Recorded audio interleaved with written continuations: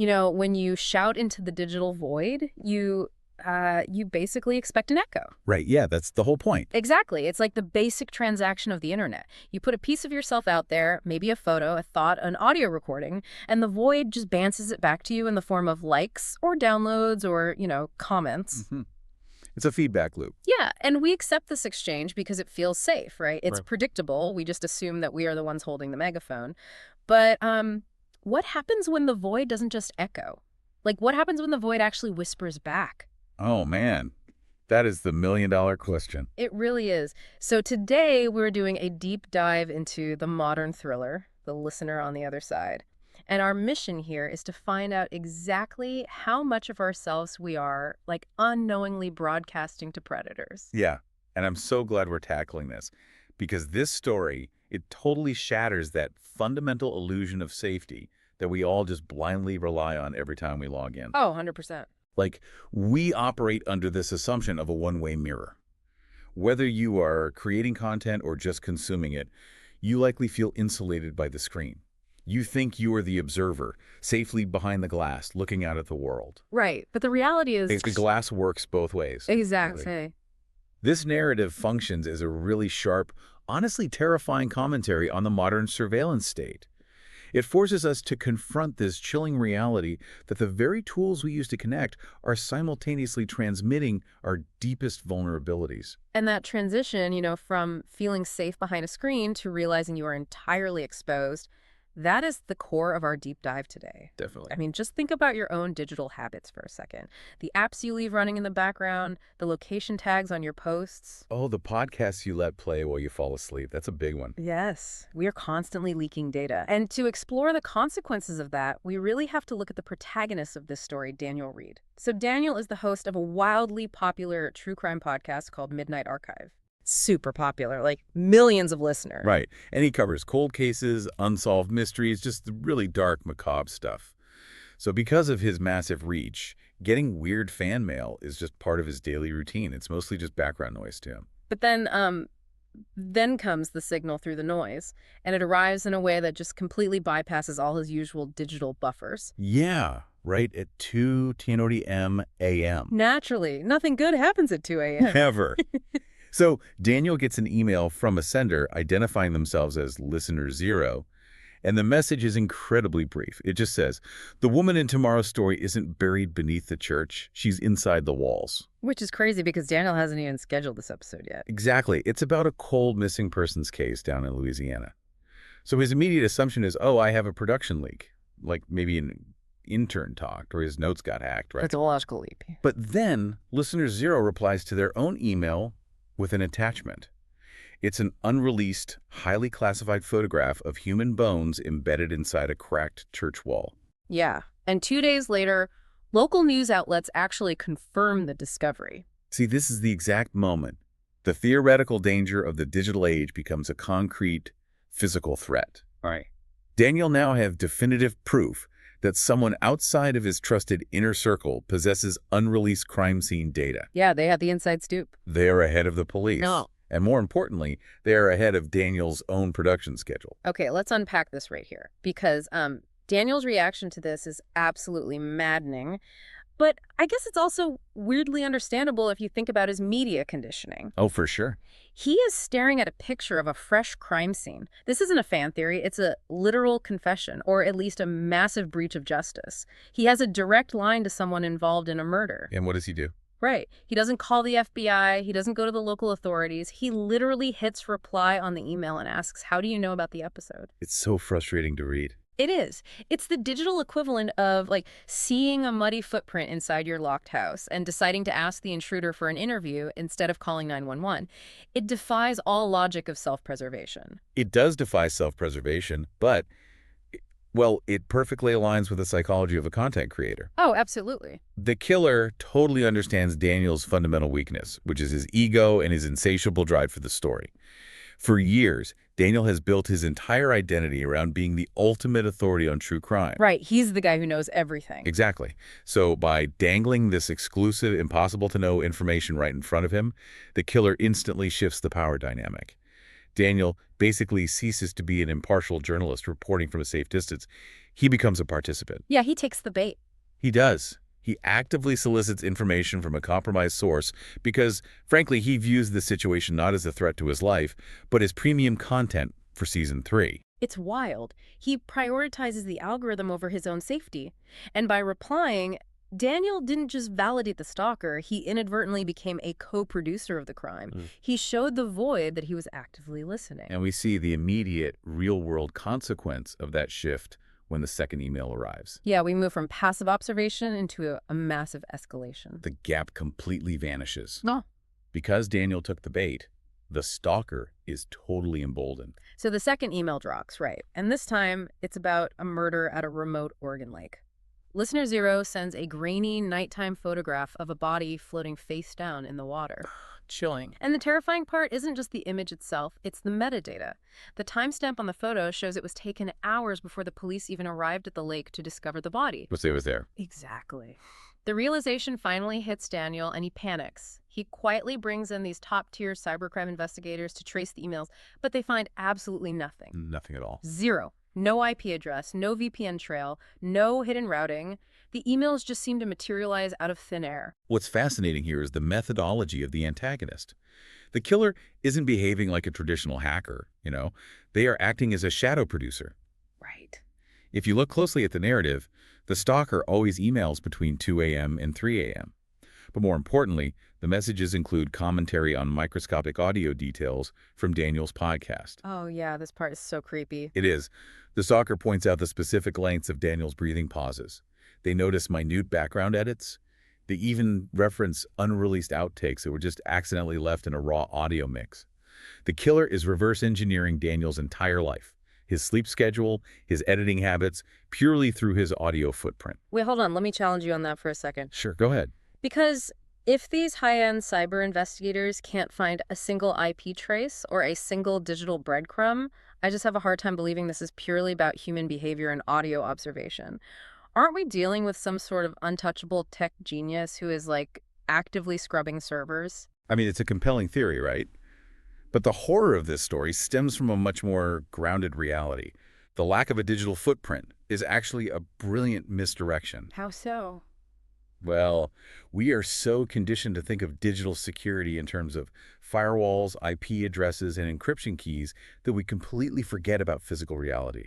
The killer doesn't need to break through a complex firewall or write a sophisticated algorithm if they simply know when Daniel sleeps, when he sits down to edit, and the acoustic signature of the room he's sitting in. Oh, I see. It's like spending millions on a state-of-the-art home security system with cameras and motion sensors, but you just leave your spare house key right under the doormat. Precisely the right analogy. We trust our digital moat so much that we ignore the physical drawbridge we leave down every time we hit record. That is so true. And while Daniel is quietly having this absolute meltdown behind his digital moat, this private game of cat and mouse suddenly explodes into a massive public spectacle. Right, it doesn't stay private for long. No, the killer stops just sending emails to Daniel's inbox and starts leaving a literal physical signature across multiple cities. Victims are being discovered everywhere, from Louisiana to Oregon. And the details of the crime scenes are, well, they're incredibly specific. Yeah, every victim is found with their hands folded neatly across their chests, and their eyes are covered with a black cloth. And beside every single body, the police find a pair of headphones. Let me guess what they're playing. Yep. They are left playing Midnight Archive on a continuous loop. The private obsession has just completely metamorphosed into a public manifesto. The killer is essentially branding the murders with Daniel's intellectual property. Which is terrifying. Yeah. And the media fallout is swift and brutal, as you'd expect.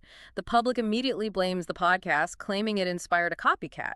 Conspiracy theories just go absolutely wild on social media. People even accuse Daniel of orchestrating the whole thing for ratings. Which, given his initial reaction, isn't the craziest leap for the public to make. True, but the most morbid, sickening detail of the entire situation. Daniel's download numbers don't drop. They triple overnight. Why? Yeah, millions of new people flock to the show. You know, if we connect this to the bigger picture, the narrative is really holding a mirror up to the true crime genre itself. We are looking at the dark irony of commodifying tragedy. All right. Consider the mechanics of human psychology and the algorithms that feed it. The algorithm inherently rewards proximity to actual danger. People want to feel the heat of the fire without actually getting burned, you Oh, know. totally. So Daniel's commercial success peaks at the exact moment. His personal safety and his moral compass hit rock bottom. The killer is forcing Daniel to realize that true crime isn't just sterile entertainment that exists in a vacuum. It has a blast radius. Hmm. It has real-world collateral damage. So what does this all mean for creators? I think we have asked the hard question here, and it's something you listening to this right now should think about next time you consume this type of media. Yeah, it's a tough pill to swallow. It is. At what point does the storyteller become responsible for the monsters they attract to their campfire? Daniel built a massive, incredibly lucrative platform talking about the absolute worst days of people's lives.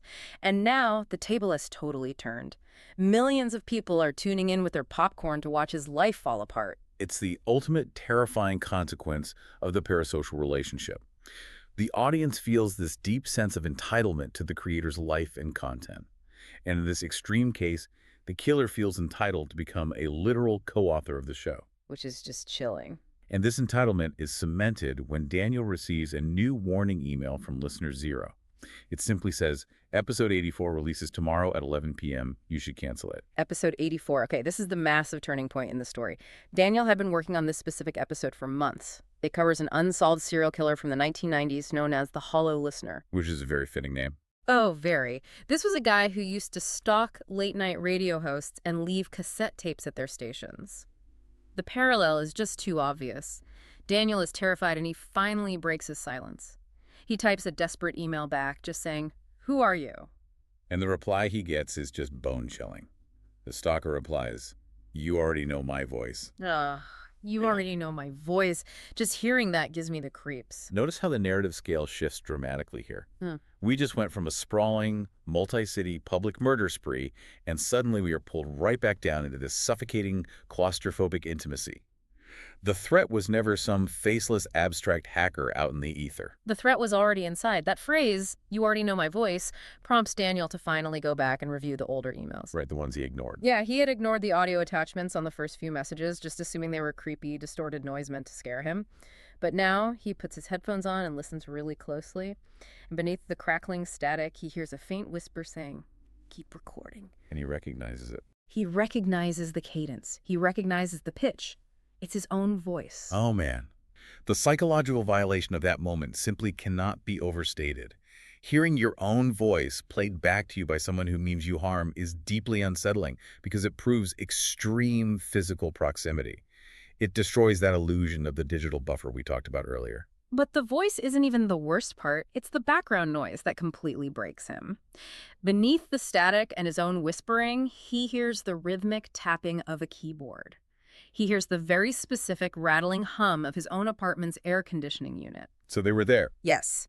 The audio wasn't ripped from a published podcast episode. Someone was physically inside his home, standing in the shadows, recording him while he worked. This revelation forces Daniel to urgently reevaluate every single interaction he's had in the physical world. The stalker told him he already knew his voice. So Daniel frantically goes back through his raw research audio for episode 84, the episode about the Hollow Listener. And here's where it gets really interesting. Think about the podcasts you listen to while cooking or driving or working out. You willingly invite these voices into your intimate spaces. Daniel did the exact same thing, but in reverse. Oh, yeah. Well, 3 months earlier, he interviewed a man named Arthur Vale for that specific 1990s cold case episode. Arthur was a former crime archivist. He had a very soft-spoken, deep voice, and he knew tiny, unreleased police details about the old case. So Daniel just trusted him. Exactly. Daniel thought he had simply found the perfect, credible source. He literally invited the threat into his life, right into his private studio, under the guise of research. It's a total Trojan horse situation. Daniel thought he was weaponizing Arthur's archival knowledge to get a great, exclusive interview for his audience. He was completely oblivious to the fact that Arthur was weaponizing the interview to get close to his target. It's a masterful subversion of what we call parasocial asymmetry. Oh, what's that? Well, usually a creator like Daniel views his audience as a monolith, a many to his one. He broadcasts outwards. But the listener experiences it as a one-to-one, deeply intimate relationship. Oh, that makes total sense. Right. And Arthur weaponized this asymmetry. Daniel believes he was the one extracting value, the predator of information hunting down a good story. But Arthur was the one setting the snare. Arthur used Daniel's blind spot, his arrogance as a creator, his unshakable belief that he controls the narrative, to walk right through the front door and study the acoustics of Daniel's life. Wow. Which brings us to the inevitable, terrifying broadcast. The realization of Arthur's true identity triggers the final, just suffocating sequence of the story. The timeline of the podcast production and the timeline of physical reality crash into a single fatal moment. It all comes together. It's 3:17 a.m. Daniel is literally tearing his apartment apart, ripping up floorboards and dismantling vents, looking for hidden microphones or cameras, and suddenly, his computer monitor illuminates the dark room. It turns on entirely by itself. The digital ghost manifests in the physical space. Messages start typing live on the screen, character by character. "You're finally paying attention?" Daniel freezes. Then the screen types, "Look behind you." Oh my God. Daniel spins around, heart pounding, but there's nothing there. Just his empty apartment. He looks back at the glowing screen and it types, "Too slow." At that exact second, the red recording light on his studio microphone activates by itself. So he's live. The audio software opens on the monitor, and through Daniel's headphones, he doesn't hear a pre-recorded file. He hears wet human breathing, live. Arthur whispers through the static of the live feed, "You gave me inspiration again." Arthur's underlying motive is finally laid bare right here. He explicitly tells Daniel, "I wasn't killing for pleasure. I wanted people to listen." This is the crux of Arthur's pathology, and it's what makes him such a uniquely modern antagonist. He just wanted an audience. Exactly. He isn't driven by bloodlust in the traditional visceral sense. He is driven by a desperate, violent need for an audience. In the 1990s, he targeted late-night radio hosts because they were the gatekeepers of attention. Today, he targets the ultimate modern broadcaster. He is hijacking Daniel's massive algorithmic reach, using it as a megaphone for his own twisted art project. And then, the power in the apartment completely cuts out. Plunged into total darkness, the only light left in the entire room is the ghostly glow of the computer monitor running on backup battery power. Setting the stage. A live video feed suddenly opens on the screen. It shows the hallway right outside Daniel's locked apartment door. A tall man is standing there, perfectly motionless in the dim light, wearing a pair of studio headphones. Arthur. Then, a mock news broadcast starts playing through Daniel's headphones. It's a pre-recorded audio file, professionally edited, preemptively announcing the tragic discovery of a podcast host, Daniel Reed's body. He produces death. He did. The final image that flashes onto Daniel's monitor is a police crime scene photo. It shows Daniel, dead, lying on his own studio floor. But when Daniel looks at the metadata, the timestamp on the photo is for tomorrow. This raises an important question about the fundamental nature of the narrative we're analyzing. How could Arthur possibly possess a crime scene photo from tomorrow? The answer delivers the final, devastating thematic point of the entire story. Arthur whispers his last line to Daniel. "I wasn't predicting the murders." Right as the deadbolt on the apartment door slowly clicks open. Arthur wasn't a clairvoyant. He wasn't psychic. He was the author. Throughout the entire narrative, Daniel operated under the assumption that he was investigating a mystery. He thought he was unraveling a chronological timeline of events that had already occurred. He viewed himself as the historian of the tragedy. But he wasn't. No, he wasn't. Arthur wasn't predicting the future. He was dictating it. He authored the script, he meticulously produced the audio design, and he cast Daniel as the final, unwilling subject.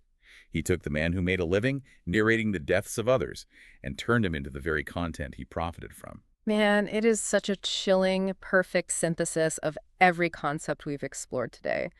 We've watched Daniel's tragic journey from this insulated, confident observer of horror, someone who thought he could safely package trauma into a neat 45-minute audio file, to an active, terrified participant. It really flips the whole dynamic on its head. It totally does. He was completely undone by his own ambition, his journalistic curiosity, and ironically, by the massive audience he cultivated so carefully. He built a powerful machine to broadcast his voice into the dark, and the dark used that exact same machine to reach right back out and grab him. It demands a massive paradigm shift in how we view our daily digital consumption. We tend to treat our media, our favorite podcasts, our endless social feeds, as a shield, like a comfortable buffer between us and the harsh realities of the physical world. Yeah, we feel safe. But the listener on the other side aggressively strips that shield away. It reminds us that every single time we engage, Every time we click, listen, or post, we leave a trace. Every digital connection we make is inherently a two-way street. It really makes you reconsider the absolute safety of your own daily routine, doesn't it?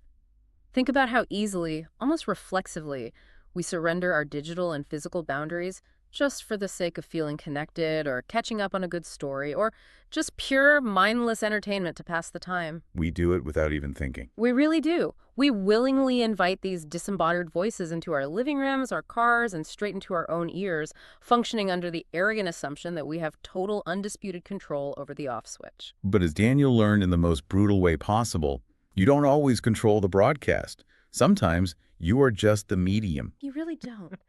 So, as we wrap up this deep dive into the architecture of modern surveillance and true crime obsession, I want to leave you with something to genuinely mull over tonight. Next time you put on your headphones late at night to listen to a voice in the dark, consider the invisible digital footprint you're leaving behind. Think about the acoustic signature of your own room and ask yourself, is someone on the other side of that void quietly listening back to your breathing?